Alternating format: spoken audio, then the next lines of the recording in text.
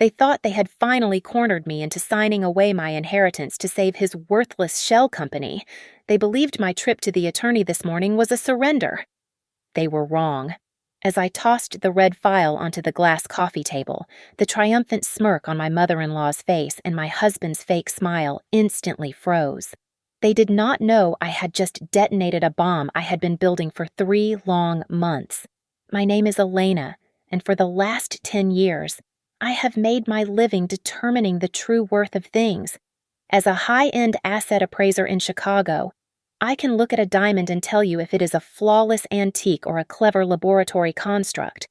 I inherited a fortune that would allow me to never work a day in my life. Yet I drive a Volvo and shop at Whole Foods, preferring the quiet dignity of a self-made career over the gaudy display of unearned wealth. It is a discipline my late father instilled in me, one that my husband, Julian, never quite understood. We had been married for 5 years. Julian was a man who seemed to exist solely for the flash of a camera bulb. He called himself a venture capitalist, running a firm named Global Ventures that seemed to consume endless amounts of capital while producing very little in return. He was handsome in that perfectly groomed, shallow way that works well at cocktail parties. But beneath the Italian suits and the bright smile, there was a hollowness I had chosen to ignore. Then there was his mother, Beatrice. If Julian was the hollow prince, she was the fallen queen desperately clutching her tin crown. She came from old money that had evaporated decades ago, leaving her with nothing but a haughty accent and a disdain for what she called my new money. To Beatrice, I was a useful bank account attached to a pedestrian bloodline. It was a Tuesday afternoon when the illusion began to crack. I was preparing for our 5th wedding anniversary dinner, a quiet affair at home because Julian claimed he was too exhausted for a night out. I went to the recycling bin in the pantry to toss out an empty bottle of olive oil. That was when I saw it. A thick envelope from the bank, buried deep under a stack of old magazines. It had been opened and then crumpled as if someone had tried to hide it in a panic. I smoothed out the paper on the granite countertop. It was a final notice for overdue interest payments on a second mortgage. I frowned. There was no mortgage on this house. My father had bought it for me outright before he died. I owned every brick and beam of this place. I read the numbers again. $200,000. My heart hammered against my ribs, but my hands remained steady. I walked to my study and unlocked the wall safe behind the painting. The combination was my birthday. Inside, the deed was there, but so were copies of loan documents I had never seen. I flipped to the last page. There, in black ink, was my name, Elena Vance. It looked like my signature, but the loop on the letter L was too wide, and the slant was slightly off.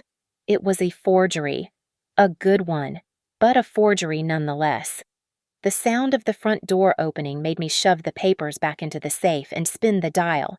"Elena, I'm home," Julian called out, his voice heavy with exaggerated fatigue. I walked out to meet him. He was loosening his tie, his face a mask of weary martyrdom. "God, what a day," he sighed, dropping his briefcase on the floor. "The pressure at Global Ventures is killing me. Sometimes I think I'm the only one holding the entire industry together." "You work so hard, darling," I said, my voice smooth and practiced. That evening, Beatrice joined us for dinner. She sat at the head of the table, picking at her roast chicken as if it were an insult to her palate.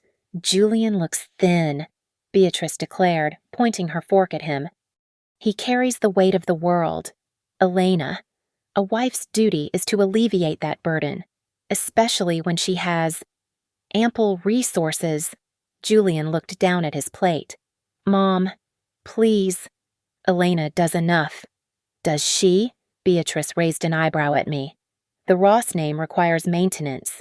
Elena, it requires capital. If Julian needs liquidity to expand, you should be offering it before he even has to ask. It is the least you can do to honor the family you were lucky enough to marry into." I looked at Julian. He did not meet my eyes. He just took a long sip of wine, letting his mother do the dirty work. "You're right, Beatrice," I said. cutting a piece of chicken with surgical precision. I should pay more attention to our finances. In fact, I was thinking we should review everything soon. Julian choked slightly on his wine. Review. Why you know I have everything under control, just to be safe. I smiled, the expression not reaching my eyes. We wouldn't want any surprises. Beatrice huffed. Surprises are for people who don't plan. Elena, Julian is a visionary. I nodded, playing the role of the submissive, naive wife one last time. Of course. A visionary. But as I looked at them, Julian wiping wine from his chin, Beatrice glaring at me with entitled arrogance, the fear in my chest evaporated, replaced by a cold, hard knot of suspicion. They were not just ungrateful, they were thieves. And they had no idea that the appraiser was about to assess their value and find it completely worthless. Instinct is a powerful thing, but in my line of work, evidence is the only currency that matters. A less experienced woman might have confronted Julian the moment the front door clicked shut, screaming about the forged signature and the second mortgage. But I was an appraiser. When I found a hairline fracture in a diamond, I did not smash the stone. I put it under a microscope to see how deep the flaw really went. I decided to remain silent. I needed to know the full extent of the rot before I cut it out.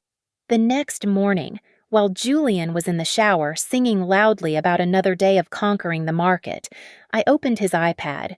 He was arrogant enough to believe I was technically incompetent. So he had never bothered to disable the family sharing features on our cloud account. It took me less than 10 minutes to download his location history and cross-reference it with our credit card statements. The pattern was glaringly obvious. Every Tuesday and Thursday, during the hours he claimed to be in high-stakes meetings with investors, his GPS pinged from a specific address on the north side. He had labeled the location in his calendar as the partner office. I called in sick to work. I drove my unassuming Volvo to the north side, parking down the street from the address. It was not an office building. It was the Claridge, a luxury residential high-rise where the rent for a studio apartment cost more than most people earned in 3 months. I adjusted my sunglasses and waited. My heart was beating a slow, heavy rhythm against my ribs, a cold dread settling in my stomach. 2 hours later, the revolving doors spun. Julian walked out. He looked relaxed, his tie loosened, a genuine laugh on his face that I had not seen directed at me in years. He was not alone. Hanging onto his arm was a woman. She was young, with hair the color of spun gold and a figure that she displayed proudly in a tight red dress. I recognized her instantly. It was Zara. She had been a junior assistant at my appraisal firm 2 years ago. I had fired her for gross incompetence and suspected theft of office supplies. Now, she was clinging to my husband like a trophy. But that was not the blow that knocked the wind out of me. The revolving door spun again, and out walked Beatrice. My mother-in-law was beaming. She looked at Julian and Zara with the kind of affectionate pride she usually reserved for her prize-winning poodles. They stood on the sidewalk, a perfect, twisted family portrait.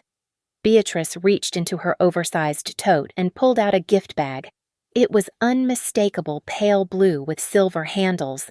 I watched through the lens of my camera as she handed it to Zara. Zara squealed, hugging Beatrice tightly. As Zara pulled the item out of the bag, I felt bile rise in my throat.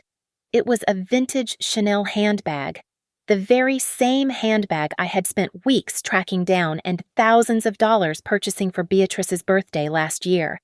I remembered how she had looked at it then, sniffing with mild disdain, saying it was a thoughtful gesture. Now, she was re-gifting it to my husband's mistress right in front of him. You monsters, I whispered to the empty car, my voice trembling. You are all in on it. This was not just an affair. This was a coalition. Julian was not hiding this woman from his mother. His mother was sanctioning it. Perhaps she had even arranged it. I raised my camera, the heavy telephoto lens shaking in my grip. I forced myself to breathe. Steady. Elena, steady.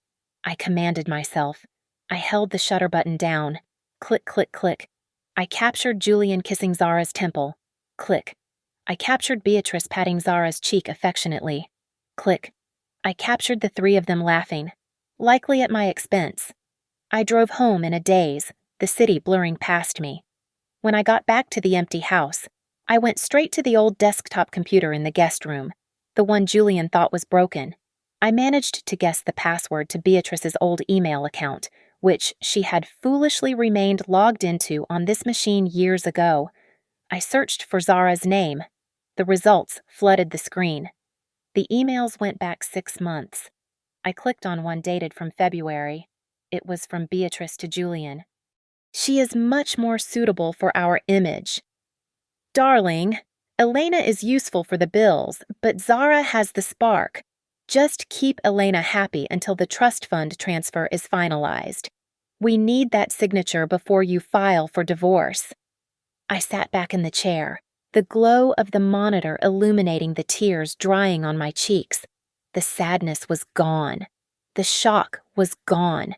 In their place, a cold, hard resolve began to crystallize.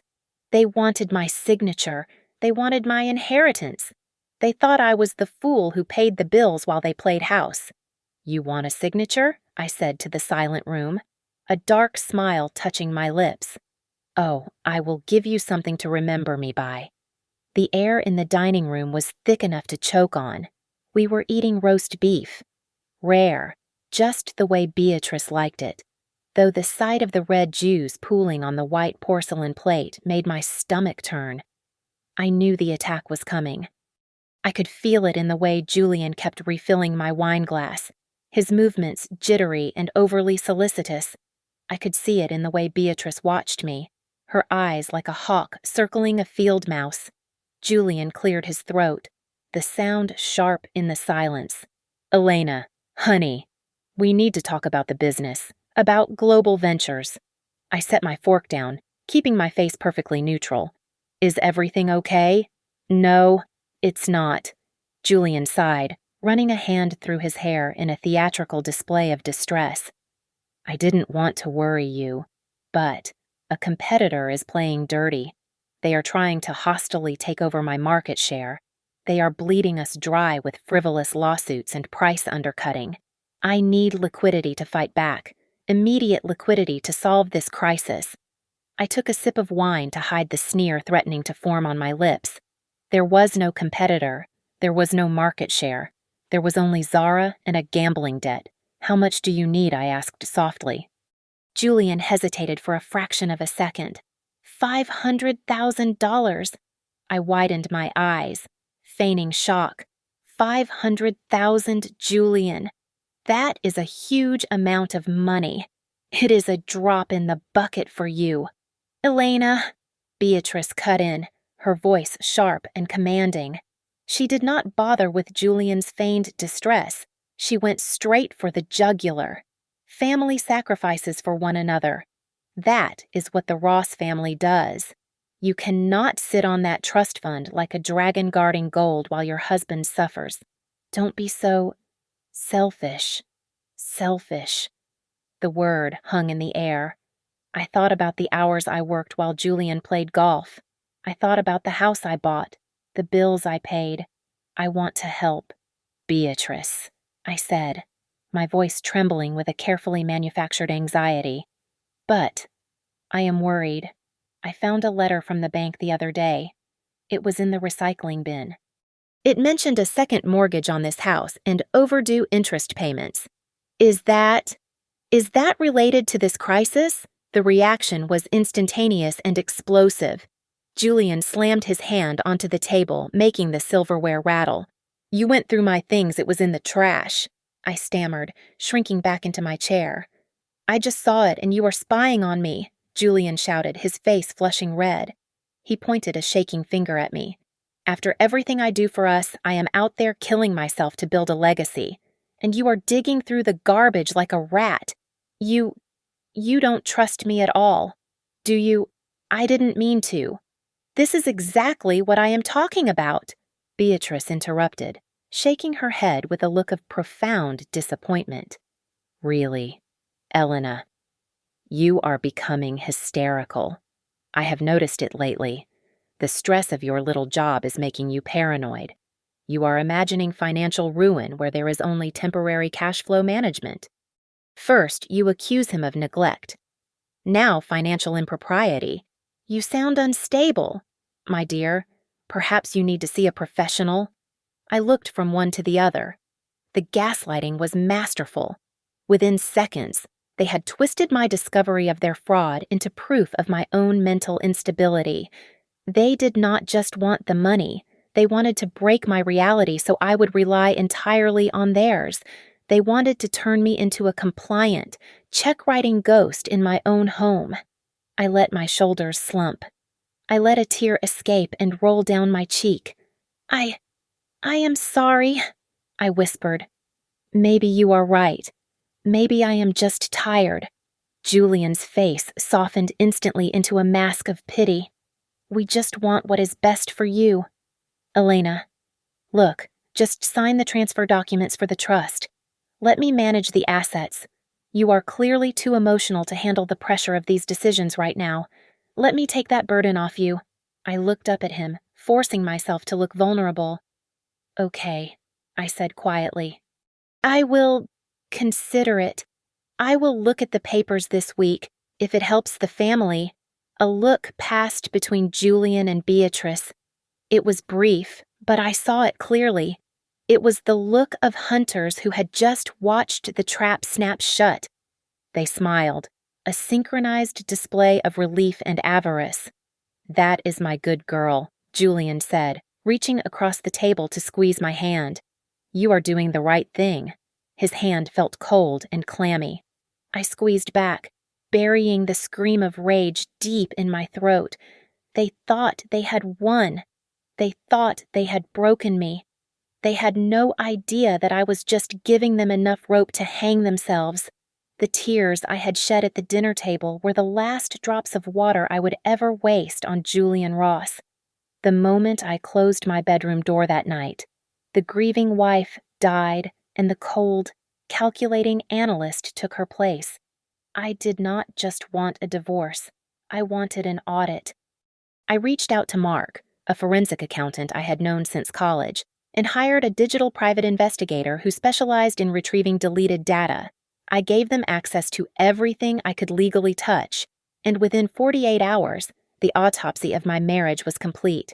I met Mark in a small coffee shop far away from my usual circles. He looked pale as he slid a thick tablet across the table toward me. Elena, it's bad, Mark said, his voice low and serious. I have seen messy books before, but this is purely criminal. I looked at the screen. The data was visualized in cold, hard graphs. Tell me. Global Ventures is a shell, Mark explained, tapping the glass. There has been no legitimate business activity, no revenue, and no clients for 2 years. It is a ghost ship. The only money coming in is from the loans taken out in your name. I swiped to the next page. The outflow of cash was nauseatingly clear.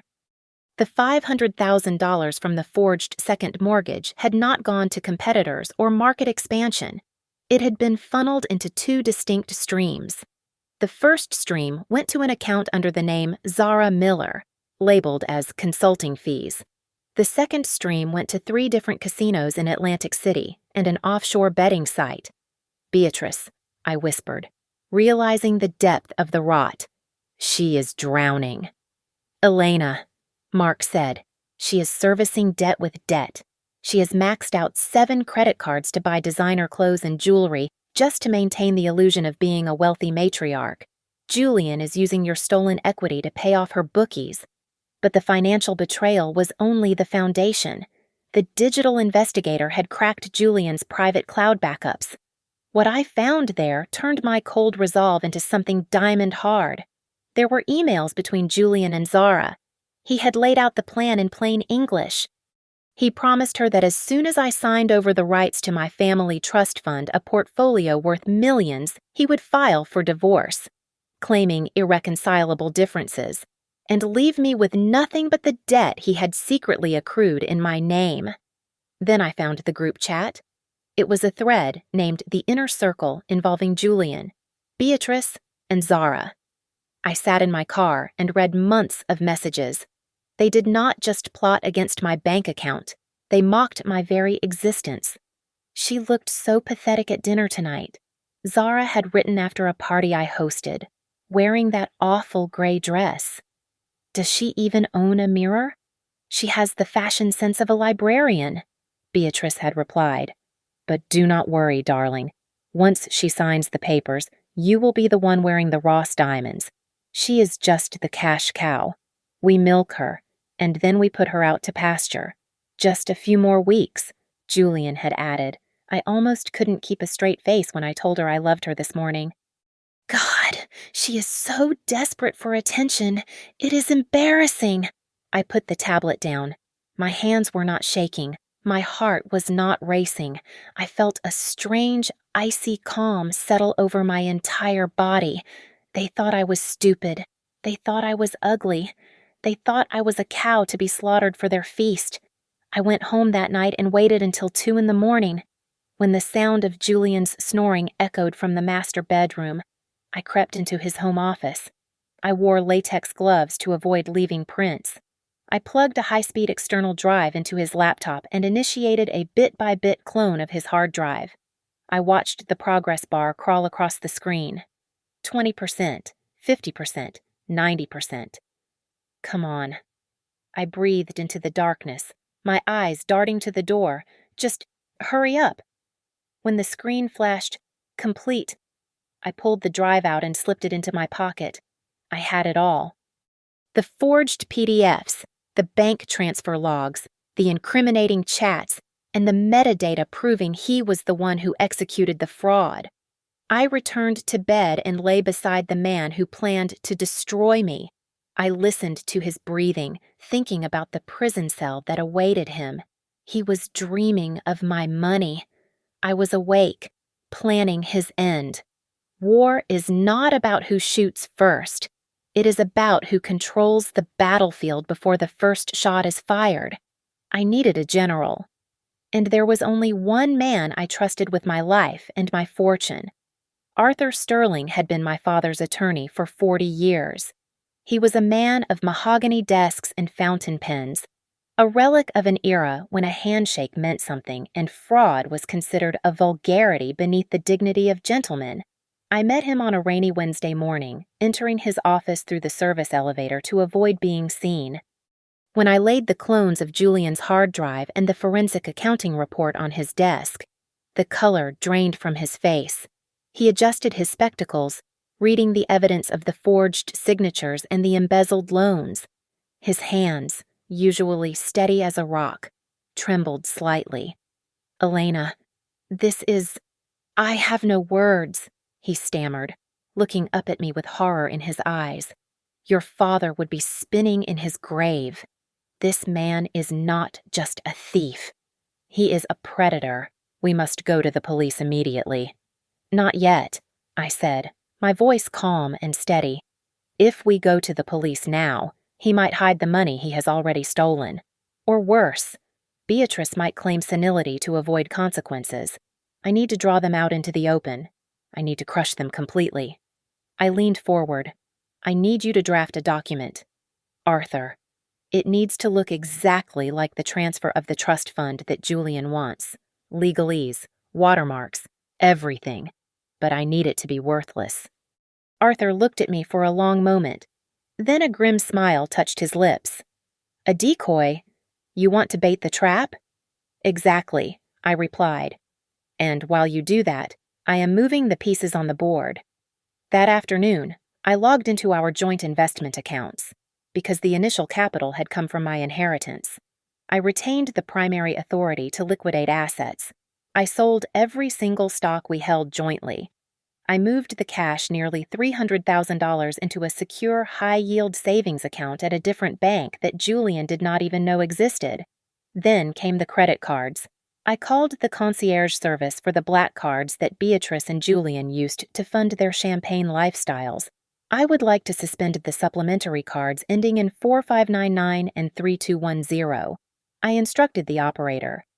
but do not mark them as lost or stolen. I want the decline message at the point of sale to read system maintenance or bank error. I do not want them to know they have been cut off. I just want the cards to stop working. Certainly. Mrs. Ross, we can flag that as a temporary technical hold, the operator confirmed. It was a cruel, necessary delay tactic. If the cards were declined for insufficient funds, they would panic. If they thought it was a bank error, they would just be annoyed and wait. It bought me 48 hours. That evening, I walked into the living room where Julian and Beatrice were watching television. I stood in the doorway, wringing my hands together to simulate nervousness. "Julian, Beatrice," I asked softly. They turned, their expressions guarded. "I have been thinking about what you said," I continued, keeping my eyes on the floor. "About the family, about supporting global ventures. You are right.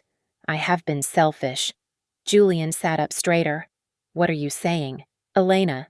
I called Mr. Sterling. I lied. I told him to draw up the papers. "I am ready to sign the trust over to your management. We have an appointment this Friday at 2 in the afternoon. The silence lasted only a second before the room exploded with energy. Julian leaped off the sofa and rushed to hug me, though his embrace felt like a snake coiling around its prey. "Oh, Elena, thank God," he exclaimed, his voice thick with relief. "You are saving us, baby. You are saving the company. I knew you would come through." Beatrice clapped her hands together, her eyes glittering with greed. "Finally," she sighed. "I knew you had some sense in that head of yours. This is a new beginning for us all." Later that night, as I pretended to sleep, I heard Julian on the phone in the bathroom. He was whispering, but the excitement in his voice carried through the door. "It is happening, Zara. Yes. Friday. Book the table at Le Bernardin for Friday night. No, just the three of us. She will be home crying about her headache. We are going to celebrate being rich." I lay in the dark, staring at the ceiling. They were already spending the money. They were already planning the victory party. I closed my eyes and let a cold, dark satisfaction wash over me. Enjoy the anticipation. Julian, it is the only thing you are going to get. Friday morning arrived with a sky the color of bruised iron, but my mood was anything but somber. For the past 5 years, I had dressed to please Julian, favoring soft pastels and flowery prints that made me look harmless and pliable. Today, I dressed for a funeral. I chose a sharp charcoal-tailored suit that I had bought before I met him, paired with 4-inch stiletto heels that clicked against the hardwood floor like gunshots. When I applied my lipstick, I chose a shade of deep crimson that looked less like makeup and more like a warning. Julian was waiting for me at the bottom of the stairs. He blinked when he saw me, clearly thrown off by the change in my appearance, but his greed quickly overrode his confusion. He saw the briefcase in my hand and assumed it contained the keys to his kingdom. "You look powerful." "Elena," he said, stepping forward to kiss my cheek. His lips felt dry. "I like it. It suits the new chapter we are starting. You are doing the right thing for our future. You know that." "Right. I know exactly what I am doing." "Julian," I replied, my voice devoid of any tremor. He walked me to my car, opening the door with a chivalry that had been absent for our entire marriage. "Call me the second you sign. Mom and I will be waiting." As I pulled out of the driveway, my phone buzzed through the car speakers. It was Beatrice. "Elena." "Darling," her voice chirped, dripping with a sugary sweetness that made my teeth ache. "I just wanted to tell you how proud I am. You are truly becoming the daughter I always wanted, a real Ross. We are going to have such a wonderful life after this is settled." "Thank you, Beatrice," I said, gripping the steering wheel until my knuckles turned white. "I am sure today will be a day none of us will ever forget." I drove straight to downtown Chicago, but my destination was not the conference room where Julian thought I was signing away my birthright. I entered Mr. Sterling's office, where the air smelled of old leather and justice. The elderly attorney was waiting for me, his expression grave. On his desk sat a stack of documents, but they were not transfer deeds.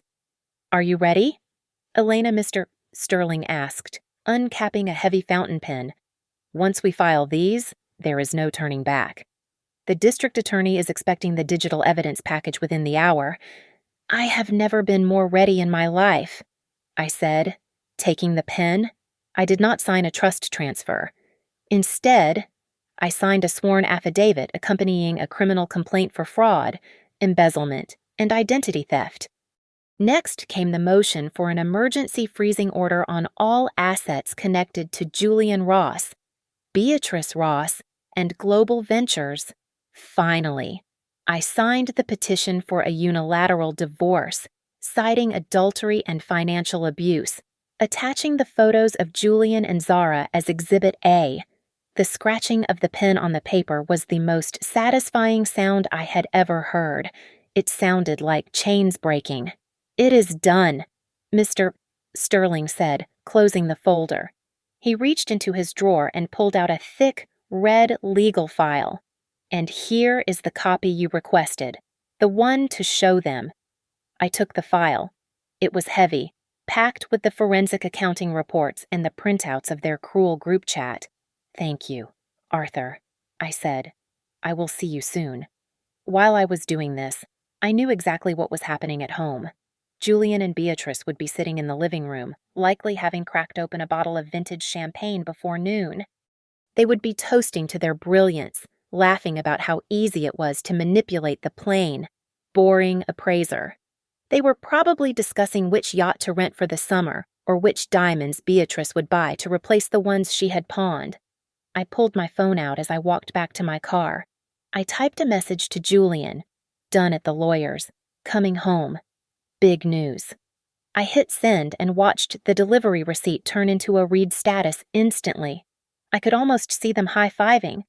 I started the engine and merged into traffic. The drive home usually took 40 minutes, but today, every mile felt like a countdown to an explosion. They were expecting a check. I was bringing a guillotine. The drive back to the suburbs usually felt like a slow suffocation, a return to a cage where I was constantly measured and found wanting. But today, the hum of the engine sounded like a war drum. I gripped the steering wheel not with anxiety, but with the steady hands of a soldier returning from a successful campaign. The fear that had lived in my chest for the last 3 months was gone, replaced by a cold, exhilarating adrenaline. I was no longer the prey. I was the predator coming home to play with her food before the final kill. I pulled into the driveway and sat for a moment, looking at the house. It was a beautiful structure, a sprawling colonial that my father had bought for me, intending it to be a sanctuary. Julian and Beatrice had turned it into a prison of expectations and gaslighting. Today, I was taking it back. I checked my reflection in the rearview mirror. My lipstick was still perfect. My eyes were clear. I looked like a woman who had nothing left to lose and everything to gain. When I opened the front door, the silence of the house was deceptive. I walked into the foyer, the heels of my new shoes striking the marble floor with a rhythmic, authoritative clack that echoed against the high ceilings. I found them in the formal living room. They were sitting on the plush velvet sofas, leaning toward each other in a conspiratorial huddle. A bottle of Dom Perignon sat in an ice bucket on the side table, unopened but sweating condensation, ready to pop the moment I handed over the check. When they saw me, they practically leaped to their feet, their faces arranging themselves into masks of loving concern that barely concealed the voracious greed underneath. Julian was the first to speak, stepping forward with his arms wide open, a performance of the doting husband that made my skin crawl. How did it go? "My love," he asked, his voice trembling slightly with suppressed excitement. "Did everything go smoothly? Old man Sterling didn't give you a hard time, did he? I know he can be a bit stubborn about these things." Beatrice did not even bother to stand up fully. She just leaned forward, her eyes darting to the briefcase in my hand. I told Julian not to worry.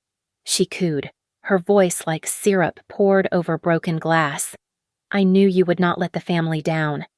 You finally realized that this is where your loyalty belongs. You are a good girl, Elena. I did not answer them immediately. I stood in the center of the room, letting the silence stretch out until it became uncomfortable.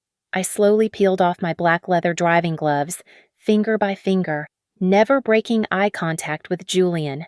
I dropped them onto the floor. Then, I took the orange Hermes Birkin bag hanging on my arm, a $10,000 purchase I had made yesterday from my private account, purely because Beatrice had always wanted one, and tossed it carelessly onto the beige sofa next to her. The heavy thud of the bag made Beatrice flinch.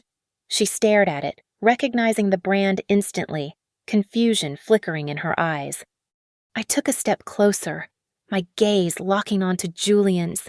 He stopped mid-stride, his smile faltering as he finally really looked at me. He saw the sharp suit.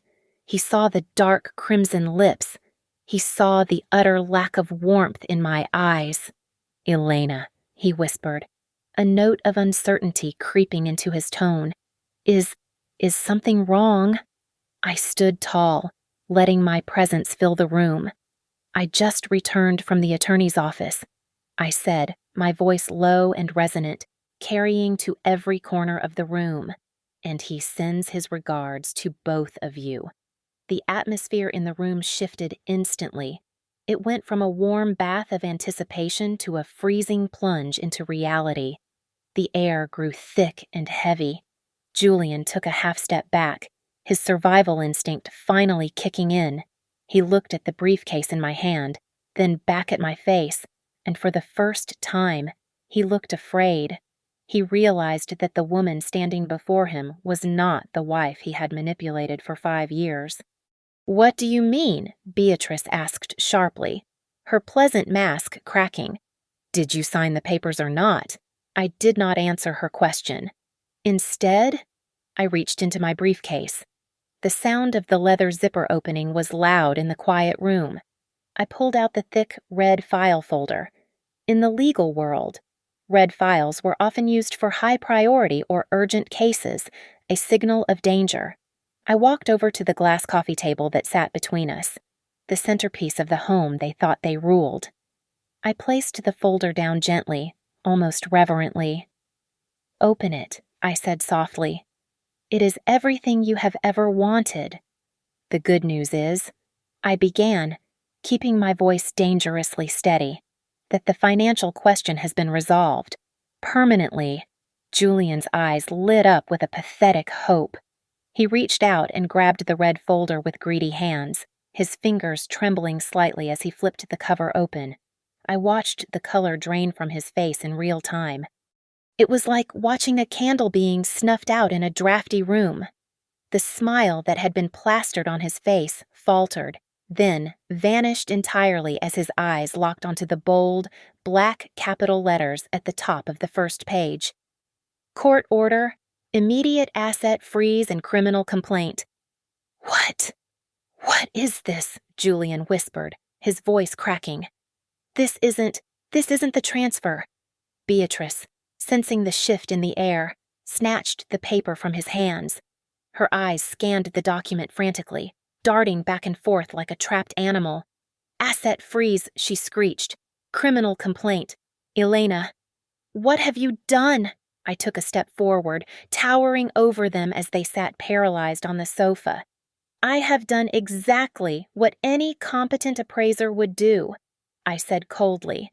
"I assessed the value of this marriage and found it to be fraudulent." I pointed a manicured finger at the document in Beatrice's shaking hands. "That details every single felony you two have committed against me.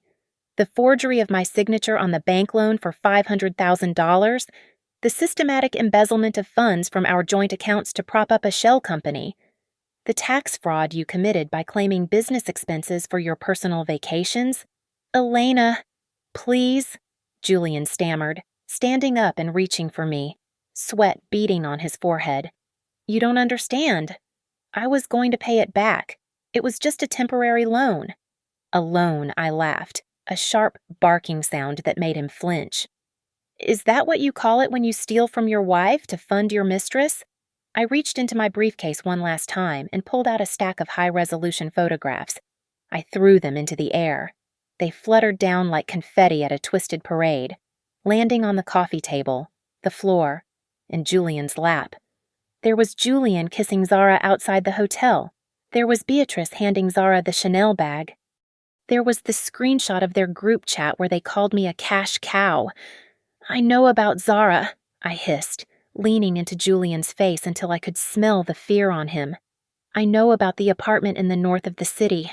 I know about your gambling debts, Beatrice, and how you have mortgaged your soul to the casinos. And most importantly, I know exactly what you planned to do to me the moment I signed those trust fund papers. You were going to discard me like trash. Julian looked at the photos, his mouth opening and closing like a fish out of water. Elena, honey, look at me. These photos, they are out of context. I can explain everything. Please, just give me a chance. There is nothing to explain. I interrupted him, my voice slicing through his stammering. There is no misunderstanding here. Julian, you are a liar and a thief. We can fix this, Beatrice cried out, clutching the photos as if she could hide them. We are family. You cannot do this to us. Think of the scandal. Oh, the scandal is the least of your worries, I replied, checking my watch casually. You see, I did not just come from the attorney. Mr. Sterling electronically filed the entire evidence package with the district attorney's office exactly 30 minutes ago. The forensic accounting, the digital logs, the forged documents. It is all on a prosecutor's desk right now. The finality of my words hit them like a physical blow. Julian collapsed back onto the sofa, burying his face in his hands. No, this can't be happening, he moaned.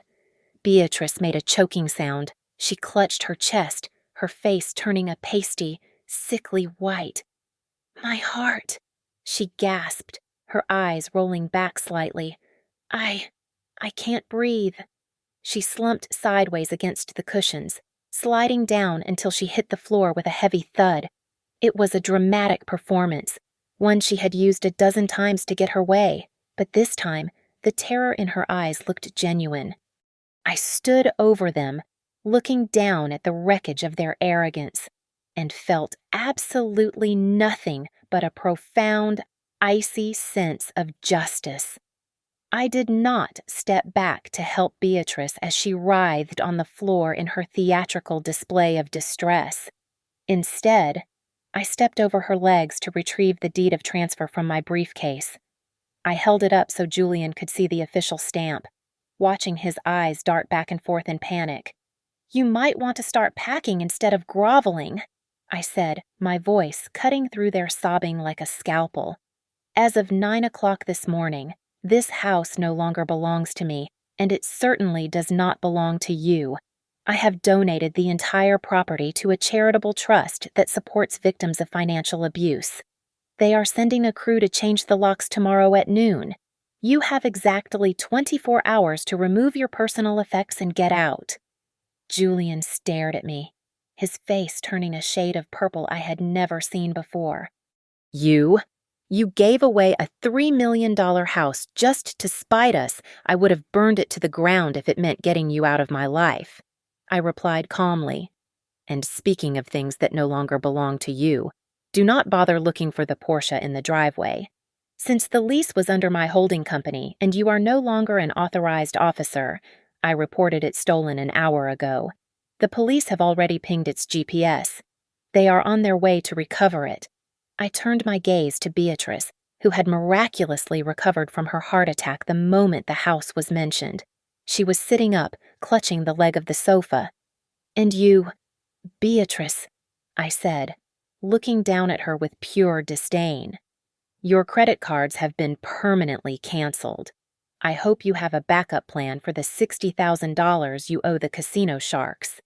I hear they are quite insistent when it comes to collections. The reality of their situation finally snapped something inside Julian. The facade of the charming businessman evaporated, replaced by the raw, ugly aggression of a cornered animal. He let out a guttural roar. "You bitch," he screamed, his hands curling into fists. "I will kill you. You can't do this to me." He lunged at me, his eyes wild with rage. I did not flinch. I did not move. Before he could get within 3 feet of me, the front door flew open. A massive figure stepped into the room. It was Marcus, a private security contractor I had hired earlier that week. He moved with terrifying speed, intercepting Julian and twisting his arm behind his back until Julian cried out in pain. "Stay down," Marcus grunted, shoving Julian onto the Persian rug. I looked down at my husband, pressed against the floor, panting and defeated. "You really are pathetic," I said, shaking my head. "But I have one last gift for you, a little truth to take with you to prison." I pulled out a printed transcript of a conversation. "You think Zara loves you? You think she is waiting for you to run away with her?" I laughed softly. "Zara is a professional. Julian. She finds men like you, bleeds them dry, and moves on. When my investigator approached her yesterday, she didn't even hesitate. I offered her $10,000 for your chat logs and her testimony. She sold you out for the price of a used car." Julian stopped struggling. He looked up at me, his eyes wide with a hollow, shattering realization. "No, she loves me. We had plans. She laughed at you while she counted the cash," I said ruthlessly. "She called you an easy mark." Beatrice began to wail, a high-pitched sound of despair. She crawled toward me, grabbing the hem of my pants with her shaking hands. "Elena, please, we are family. You cannot destroy your own family. Where is your mercy? Where is your heart?" "My heart," I asked, looking down at her tear-stained face. "You and your son ate it for dinner 5 years ago." "This is not cruelty, Beatrice. This is just consequences." At that moment, the wail of sirens cut through the air. The sound grew louder and louder, echoing off the walls of the empty house. Red and blue lights began to flash against the living room window, casting chaotic shadows across their terrified faces. I walked over to the side table where the bottle of Dom Perignon sat in its bucket. I picked up the crystal flute that Julian had set out for himself. I held it up to the light, admiring the clarity of the glass. Then, with a flick of my wrist, I poured the expensive champagne into the potted fern next to the window.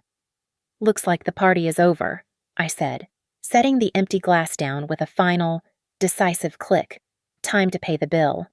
The officers did not wait for an invitation. They moved with the swift, practiced efficiency of men who had seen 1,000 scenes just like this one. 2 uniformed officers hauled Julian off the floor, his expensive Italian suit now wrinkled and stained with the dust of the carpet he had been pressed against. The arrogance that had defined him for the last 5 years had evaporated completely, leaving behind a shivering, terrified man who looked much older than his age. "Julian Ross, you are under arrest for grand larceny, bank fraud, and identity theft," one of the officers stated, his voice flat and bored. "You have the right to remain silent. Anything you say can and will be used against you in a court of law." "Elena, baby, please," Julian sobbed, the sound wet and pathetic. "Tell them it is a mistake. Tell them we can work this out. I am your husband."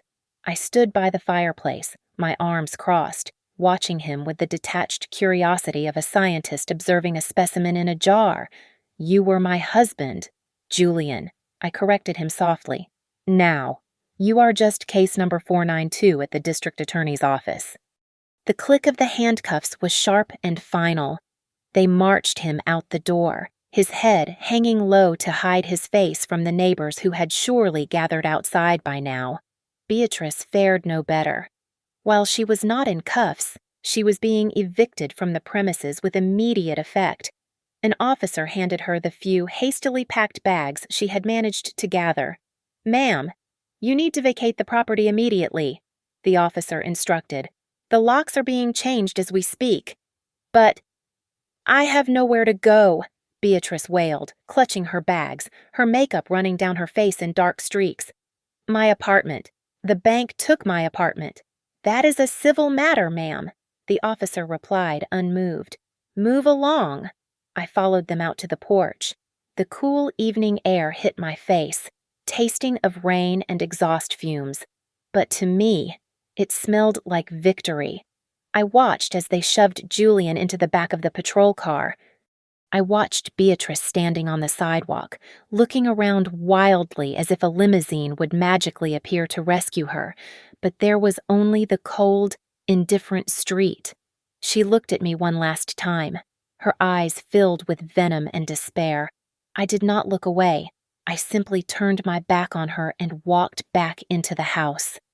The silence inside was different now. It was no longer the oppressive silence of secrets and lies. It was the clean, echoing silence of a blank slate. The house felt vast and empty. But for the first time in years, it felt like mine. I walked to the kitchen and picked up my phone. I dialed the number I knew by heart. It is done. Arthur. I said when he answered, Are you all right? Elena. His kind voice came through the line. I am better than all right, I replied, looking around at the furniture I would never sit on again. I am free. Please proceed with the sale. Sell it all. The furniture, the art, the curtains. I want it all gone. Donate the proceeds to the shelter we discussed. Consider it done, Arthur said. And, Elena, I am proud of you. I hung up and took a deep breath. I did not feel a shred of sadness. There was no grief for the marriage, no pity for the man I had vowed to love. It felt exactly like the sensation of leaving a hospital after a successful surgery to remove a malignant tumor. I was sore. I was tired. But the sickness was gone. I picked up my purse and walked out the front door. I locked it behind me, the heavy deadbolt sliding into place with a satisfying thud. I dropped the keys into the mailbox. I would not be needing them anymore. I walked down the driveway to my Volvo. I did not look at Beatrice, who was now sitting on her suitcase by the curb, weeping into her hands. She was a ghost of my past, invisible and irrelevant. I climbed into the driver's seat and started the engine. As I pulled away, I turned up the radio. I drove toward the highway, heading for the center of Chicago. Ahead of me, the skyline glowed with a million lights, gold and silver against the night sky. The city was waiting. My life was waiting. And for the first time in a long time, the road ahead was wide open. Thank you so much for listening to my story. Please comment down below where you are listening from. I would love to read your thoughts. Don't forget to subscribe to Lily Revenge Stories, like this video, and hit that hype button so this story can reach even more people.